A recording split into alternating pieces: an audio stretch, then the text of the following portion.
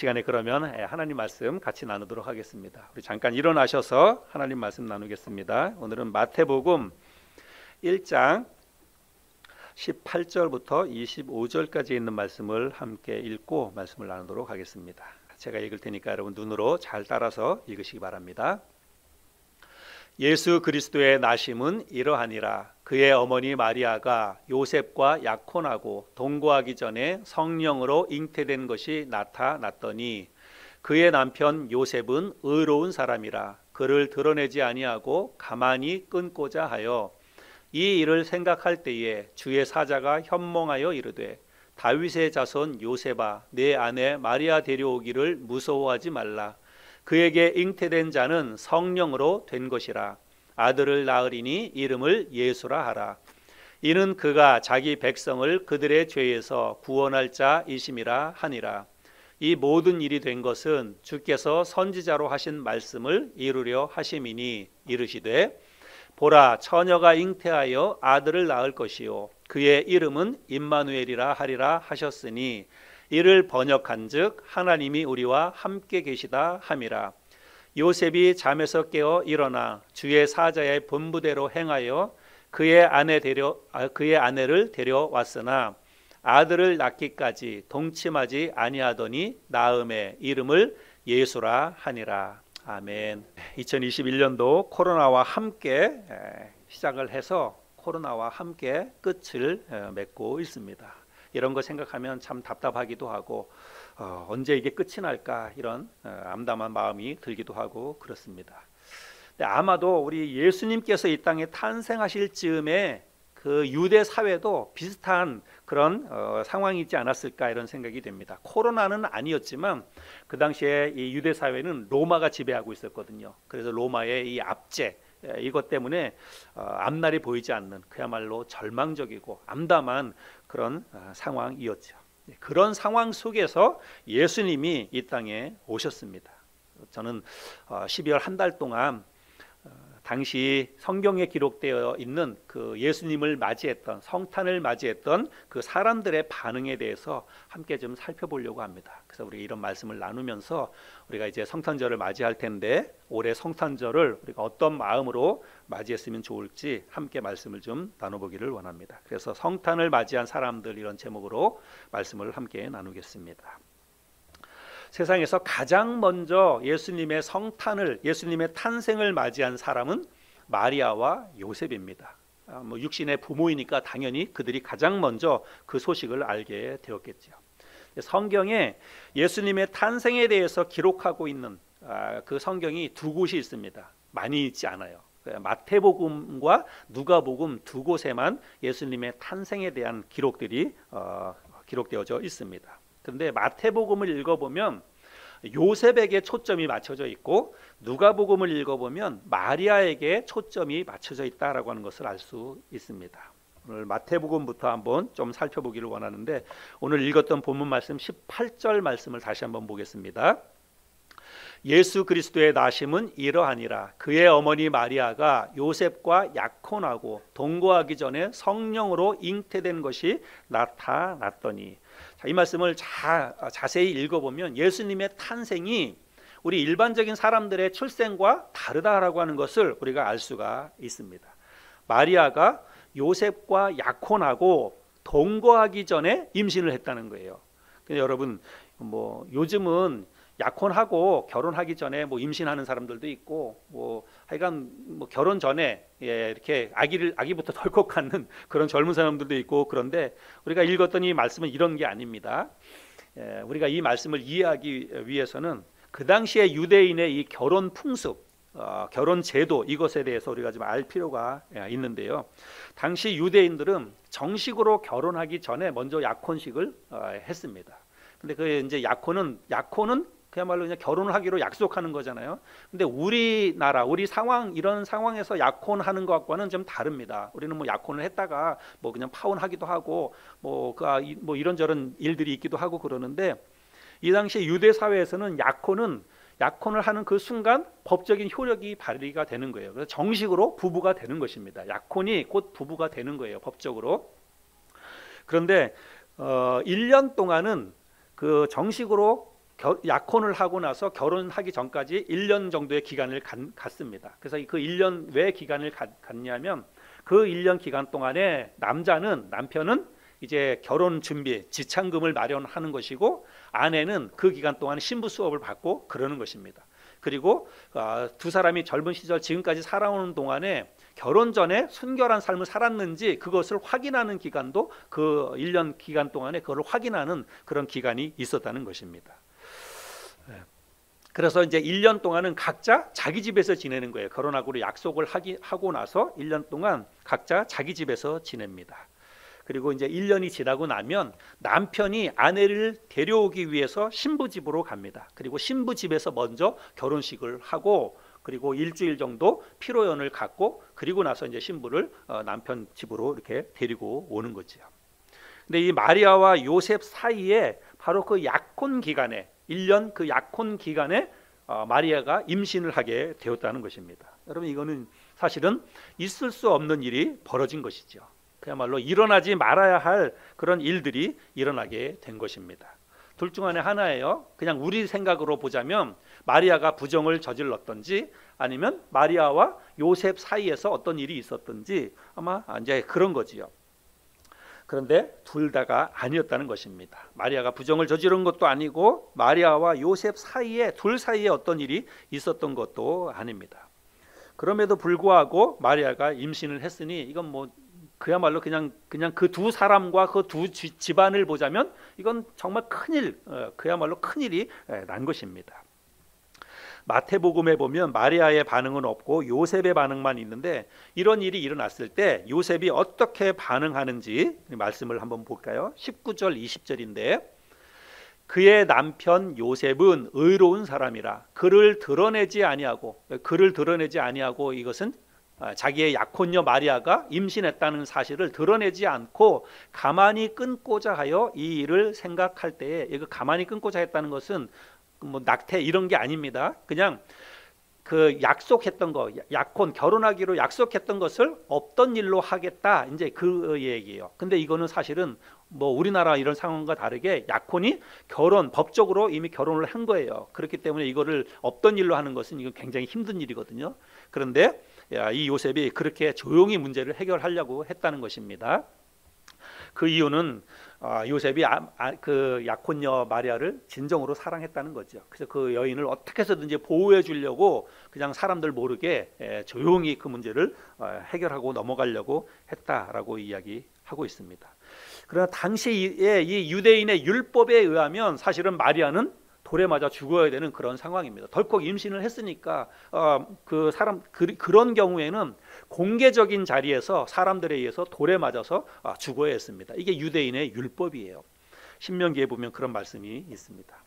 근데 이제 이때 주의 천사가 요셉에게 나타나서 이렇게 이야기합니다. 20절 하반절부터 23절에 보면 주의 사자가 현몽하여 이르되 다윗의 자손 요셉아 네 아내 마리아 데려오기를 무서워하지 말라.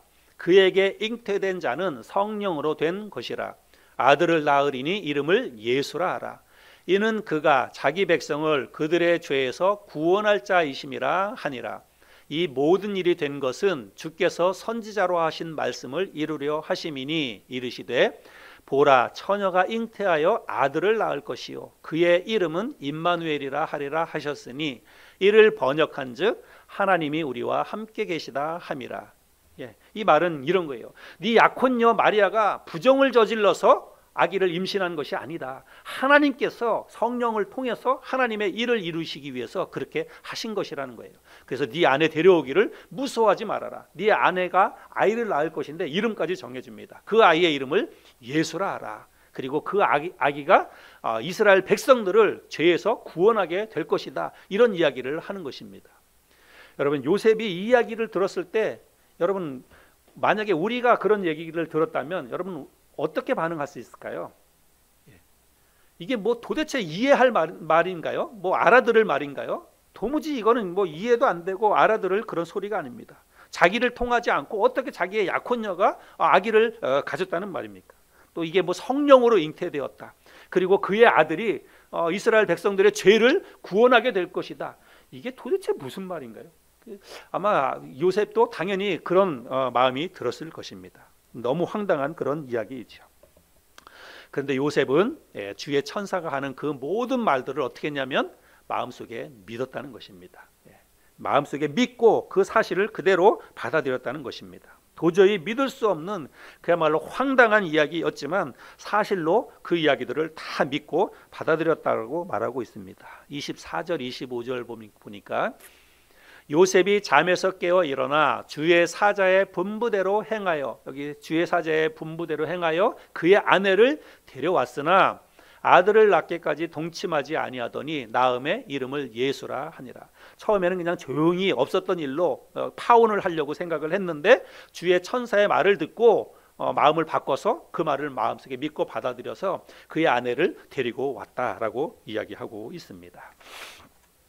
자, 이제 이 요셉의 반응이에요. 요셉은 정말로 황당한, 정말 믿을 수 없는, 이해할 수 없는 그런 이야기를 들었지만 주의 천사의 말을 믿고 그대로 받아들였다. 이게 요셉의 반응이고, 마리아의 반응에 대해서 한번 살펴보기를 원합니다. 마리아의 이야기는 누가복음에 있는데요. 누가복음 1장 26절부터 33절까지의 말씀을 또 한번 읽어보겠습니다. 누가복음 1장 26절부터 33절까지 자막을 보셔도 되고요. 제가 한번 읽어보겠습니다. 여섯째 달에 천사 가브리엘이 하나님의 보내심을 받아 갈릴리 나사렛이란 동네에 가서 다윗의 자손 요셉이라 하는 사람과 약혼한 처녀에게 이르니 그 처녀의 이름은 마리아라. 그에게 들어가 이르되 은혜를 받은 자여 평안할지어다. 주께서 너와 함께 하시도다 하니 처녀가 그 말을 듣고 놀라 이런 인사가 어찌함인가 생각하매 천사가 이르되 마리아여 무서워하지 말라. 네가 하나님께 은혜를 입었느니라. 보라 네가 잉태하여 아들을 낳으리니 그 이름을 예수라 하라.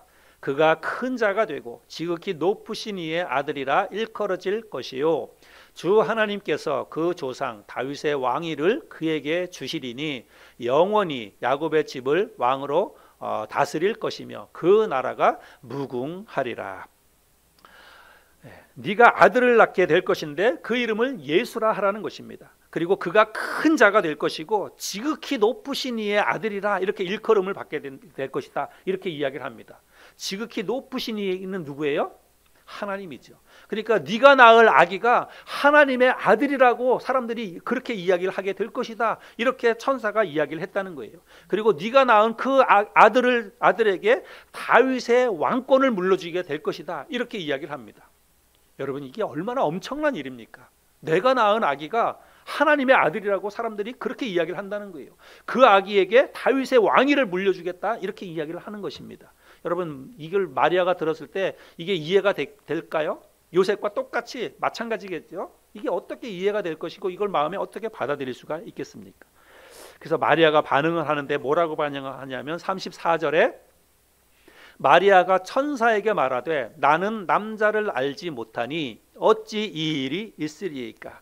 여기 나는 남자를 알지 못하니 이 말은 뭐냐면 나는 요셉과 아무런 관계도 갖지 않았다는 거예요. 내가 남편과 요셉과 아무런 관계도 갖지 않았는데 내가 무슨 아기를 낳을 수 있습니까? 이렇게 이야기를 하는 것입니다. 뭐 당연한 거지요. 당연하게 천사에게 이렇게 이야기할 수 있습니다. 특별히 그 마리아는 약혼을 한 그 배우자가 있는 여자예요. 근데 자기에게 아기를 갖게 될 것이다라고 얘기하니까 이게 마리아로서는 그 요셉보다 훨씬 더 이거를 받아들이기가 힘든 상황이었을 것이다라고 생각을 할 수 있습니다. 실제로 이제 진짜로 이런 일이 일어나면 그냥 사회적으로 보자면 이건 정말 자기가 큰일 날 돌에 맞아 죽을 수도 있는 그런 일이기 때문에 마리아는 계속해서 이 천사에게 물고 늘어지면서 확인을 하고 또 확인을 하고 그랬다는 것입니다. 자, 그 다음에 35절부터 37절까지 말씀해 보면 천사가 대답하여 이르되 성령이 내게 임하시고 지극히 높으신 이의 능력이 너를 덮으시리니 이러므로 나실 바 거룩한 이는 하나님의 아들이라 일컬어지리라. 보라 내 친족 엘리사벳도 늙어서 아들을 배었느니라. 본래 임신하지 못한다고 알려진 이가 이미 6달이 되었나니 대저 하나님의 모든 말씀은 능하지 못하심이 없느니라. 그래서 이 천사가 네가 하나님의 아들을 낳을 것이다 이렇게 이야기를 하면서 엘리사벳의 이야기를 해줍니다. 엘리사벳은 친족 관계인데 엘리사벳을 통해서 우리가 알고 있는 침례 요한이 태어나지요. 그래서 그 엘리사벳도 아기를 낳을 수 없는 상황이에요. 엘리사벳은 나이가 많이 들어서 이미 경수도 끊어지고 그래서 아기를 낳을 수 없는 상황인데 그에게도 하나님의 역사로 인해서 엘리사벳도 아기를 가졌다는 것입니다. 6개월 전에, 그러니까 지금 이 이야기가 있기 바로 6개월 전에 그런 일이 있었다는 거예요. 그래서 그 이야기를 해주면서 엘리사벳도 아기를 낳을 수 없는데 하나님께서 아기를 낳게 해주셨다. 그러니까 너에게도 하나님께서 그렇게 역사해 주셨다. 한번 믿어라 이렇게 이야기를 하는 거죠. 그래서 이 이야기를 듣고 그 마리아가 엘리사벳을 찾아가서 그 사실을 확인하고 또 자기에게 일어날 일도 이제 다 받아들이게 되는 그런 일들이 있습니다. 이 마태복음과 누가복음의 이 기록을 자세히 읽어보면 주의 천사가 요셉하고 마리아는 결혼하기로 약속한 두 사람인데 두 사람에게 하나님께서 이제 아기를 갖게 잉태하게 될 것이다라고 하는 이야기를 했는데 두 사람이 같은 자리에 있을 때 같은 시간에 이야기한 걸까요? 아니면 다른 장소에서 다른 시간에 이야기한 걸까요? 네, 이 말씀을 읽어보면 각기 다른 장소에서 다른 시간에 이 말씀을 한 것을 우리가 알 수가 있습니다.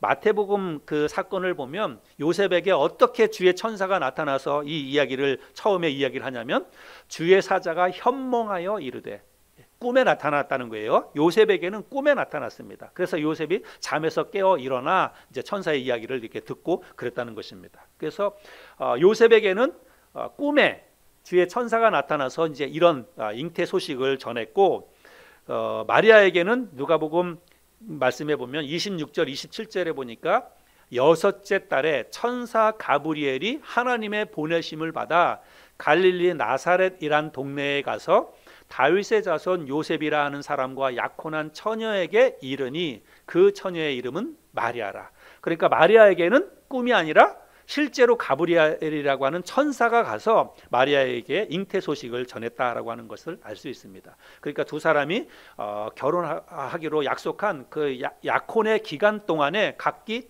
자기 집에 있을 때 주의 천사가 요셉에게는 꿈으로 그리고 마리아에게는 가브리엘 천사가 직접 가서 이 잉태 소식을 전했다라고 하는 것을 우리가 알 수가 있습니다. 아무튼 마리아는 요셉보다 훨씬 더 이것을 믿고 받아들이기가 힘들었을 것이라는 거죠. 요셉에게는 네가 아들을 낳을 것이다 이렇게 얘기했는데 마리아에게는 그 아기가 하나님의 아들이다 이렇게 이야기를 했습니다. 이게 얼마나 사실은 놀랍고 그야말로 충격적인 그런 이야기입니까? 그것도 꿈에서가 아니라 실제로 주의 천사가 나타나서 그런 이야기를 했으니까 마리아는 정말로 이 사실을 받아들이기가 더 힘들었을 것이다 라고 생각이 됩니다. 그런데 요셉과 마찬가지로 마리아 역시 천사의 말을 믿고 받아들입니다. 38절인데요. 38절 말씀을 우리 같이 한번 읽어볼까요? 38절 시작. 마리아가 이르되 주의 여종이오니 말씀대로 내게 이루어지이다 하매 천사가 떠나가니라. 그래서 이야기를 다 듣고 나서 말씀하신 대로 나에게 이루어지기를 원합니다. 당신이 말씀하신 대로 내가 그렇게 아기를 잉태하기를 바랍니다. 이렇게 마음으로 받아들였다는 것입니다. 근데 여러분 이게 정말 놀랍지 않습니까? 이거를 받아들이고 이것을 마음속에 믿는다는 게 여러분 이게 쉬운 일이 아니잖아요. 근데 그런 믿음을 가지고 그 사실을 마리아가 받아들였다는 것입니다. 그리고 마리아와 요셉이 이제 아기 예수를 출산하는 것과 관계해서는 성경에 아주 짧게 예수님의 탄생 그 엄청난 사건임에도 불구하고 그 탄생 그 기록은 아주 짧게 기록되어져 있습니다. 마태복음에 보면 마태복음 1장 25절에 아들을 낳기까지 동침하지 아니하더니 낳음의 이름을 예수라 하니라. 그 예수님 탄생에 대해서는 그냥 저렇게만 표현을 하고 있고요. 누가복음에서는 그 약혼한 마리아와 함께 호적하러 올라가니 마리아가 이미 잉태하였더라. 거기 있을 그때에 해산할 날이 차서 첫 아들을 낳아 강보로 싸서 구유에 누였으니 이는 여관에 있을 곳이 없음이러라. 그래서 이 출생에 관해서는 아주 짧게 그냥 예수님이 탄생했다, 태어났다 그렇게만 지금 표현을 하고 있습니다. 아마도 이 두 사람에게 있어서는 출산의 과정보다 잉태 소식을 처음 들었을 때의 그들의 반응, 그걸 어떻게 받아들였는가, 이게 더 중요하기 때문에 그것을 더 비중 있게 기록하지 않았나, 이런 생각을 해보게 됩니다. 두 사람은 어찌됐든지 모두 아기 예수의 잉태와 출산에 대한 소식을 들었을 때에 그것을 도저히 믿기 힘들고 받아들이기 힘든 그런 이야기였지만 그 모든 것들을 다 마음속에 믿고 받아들였다는 거예요. 여러분, 다른 사람에게 그런 일들이 일어났다 그러면 뭐 그거 사실을 그냥 우리가 믿을 수 있고 받아들일 수 있을지 모르겠어요. 그러나 이와 같이 엄청난 일이 나에게 일어났다, 그 엄청난 일을 내가 들었다 그랬을 때 그거를 내가 믿고 받아들이는 것은 이건 정말 쉬운 일이 아니라는 것입니다. 오늘날 사람들의 반응도 그렇습니다. 믿지 않는 사람들이 교회에서 예수쟁이들이 성탄절을 믿고 기뻐하는 것에 대해서 뭐라고 얘기하지는 않습니다. 그냥 단지 자기들은 그냥 그거를 안 믿을 뿐입니다. 그것을 믿지 못하겠다는 것이죠. 어떻게 동정녀의 몸에서 예수가 탄생했다는 것을 믿을 수 있느냐, 사람들은 그렇게 생각을 합니다. 예수님이 동정녀 마리아에게서 태어났다라고 이야기하면 사람들은 그건 그냥 너네들 믿음이지 그게 상식적으로 말이 되느냐, 상식적으로, 논리적으로, 생물학적으로 그게 말이 되느냐라고 하면서 그거는 당신들의 믿음이니까 당신들만 알아서 하시오, 그렇게 이야기를 합니다. 맞는 말이죠. 여러분, 상식적으로, 논리적으로, 생물학적으로 남자와 여자의 관계 없이 사람이 태어난다, 여러분 이게 맞는 말입니까? 이걸 믿을 수 있는 이야기입니까? 여러분, 예수님의 탄생은 정말로 논리적으로나 상식적으로나 생물학적으로는 도저히 일어날 수 없는, 말이 안 되는 일입니다. 여러분, 그렇게 말이 안 되는 특별한 일이기 때문에 그게 그래서 더 의미가 있다는 것입니다. 그래서 우리가 매년 성탄절을 더 기념하고 그날을 기뻐하는 것이죠. 예수님은 결혼을 약속했던 젊은 커플인 마리아와 요셉 사이에서 태어나셨습니다. 이 마리아와 요셉은 그저 평범한 사람들이에요. 우리와 똑같은 그런 평범한 사람들입니다. 그러나 하나님은 당신의 구속 사역을 이루시기 위해서 그 젊은 한 커플을 사용하셨습니다. 그래서 그들에게 지극히 높으신 이의 아들이며 자기 백성을 죄에서 구원할 자이신 메시아인 예수 그리스도를 잉태하게 하셨다는 거예요. 그래서 우리 개신교에서는 예수님의 육신의 어머니인 마리아에 대해서 뭐 특별한 의미를 부여하거나 또 그렇지 않습니다. 근데 천주교에서는 그렇지 않아요. 천주교에서는 예수님의 어머니인 마리아에 대해서 성모 마리아라고 이야기하고 예수님과 거의 뭐 같은, 그렇게 중요하게, 예수님보다 더 중요하게 그렇게 여기고 받아들이고 또 그렇게 하지요. 그런데 사실은 이 마리아와 요셉은 하나님께 쓰임 받은 사람인 것은 틀림없지만 그렇다고 해서 요셉과 마리아에게 뭐 특별한 의미를 부여해서 그들을 신성시하거나 그런 것은 분명히 저는 잘못되었다라고 생각이 됩니다. 오늘날 사람들에게 성탄절은 과연 어떤 의미일까요? 성탄절보다 이 동정녀 탄생, 오늘 우리가 말씀을 나눠본 것은 동정녀 탄생에 관한 그런 말씀 아닙니까? 이 예수님의 이 동정녀 탄생에 대해서 사람들은 어떻게 생각을 하고 있을까요? 그것은 도저히 믿을 수 없는 이야기다. 그냥 기독교에서 꾸며낸 이야기다. 그리고 저들이 그냥 그런 사실을 믿고 있을 뿐이다 라고 이야기를 합니다. 설령 그게 진짜 있다 할지라도, 그런 일이 있었다 할지라도 나는 그 사실을 믿지 못하겠지만 진짜로 교회 다니는 사람들이 이야기하는 것처럼 그런 일이 있었다 할지라도 그건 나와는 상관없는 일이다. 교회에 다니는 사람들, 기독교의 믿음이지 나하고는 상관이 없다. 사람들은 그렇게 생각을 한다는 것이죠. 그래서 성경은 예수님이 자기 백성을 그들의 죄에서 구원하기 위해서 오셨다라고 이야기하지만 그것은 교회, 기독교에서 하고 있는 그 이야기지 나하고는 아무 상관이 없다. 그게 일반적인 세상 사람들의 그런 이야기, 믿음이라고 하는 것입니다. 그래서 세상 사람들은 그냥 성탄절에 대해서 특별한 의미를 두지 않는 거죠. 그냥 성탄절은 연말에 그냥 좋은 사람들 만나서 좋은 분위기 속에서 그냥 송년회하고 먹고 마시고 즐기고 노는 그런 날이죠. 분위기가 좋잖아요. 연말 분위기이기도 하고 뭐 그냥 요즘은 코로나 때문에 우리가 사람 많이 못 나고 연말 뭐 작년도 그렇고 올해도 그렇고 뭐 크리스마스 이렇게 분위기 내기가 그렇긴 하지만 아무튼 연말에 뭐 길거리 나가면 반짝반짝하고 노래도 나오고 캐롤도 나오고 분위기가 좋잖아요. 그런 분위기 속에서 서로 한 해를 마무리하면서 그냥 이렇게 뭐 좋은 분위기 속에서 이렇게 먹고 마시고 즐기는 그런 의미로밖에는 사람들이 생각을 하지 않습니다. 성탄절. 그러나 세상 사람들은 그렇게 성탄절에 대해서 그렇게 생각을 하고 있지만 여러분 우리는 어떤가? 저와 여러분들은 과연 성탄절을 어떻게 생각하느냐, 그게 중요하다고 생각이 됩니다. 뭐 성탄절에 대해서 전체적인 이런 것보다는 오늘 우리가 나눈 이 말씀만 가지고 한번 생각해 볼까요? 여러분은 정말 예수 그리스도의 동정녀 탄생에 대해서 여러분은 과연 어떻게 생각하십니까? 여러분은 예수 그리스도가 동정녀 마리아의 몸에서 태어난 그 사실을 여러분은 진심으로 내가 마음을 다해서 여러분 그 사실을 믿고 계십니까? 그 사실을 진심으로 여러분 믿을 수 있습니까? 예수 그리스도가 우리와 똑같은 출생의 과정을 통해서 태어나셨지만 그분은 남자와 여자 요셉과 마리아의 관계를 통해서 나신 것이 아니라 상식적으로나 논리적으로나 생물학적으로나 이런 모든 과정을 초월해서 성령으로 하나님의 역사로 말미암아서 이 세상에 오신 분이다. 여러분 그렇게 믿고 계십니까?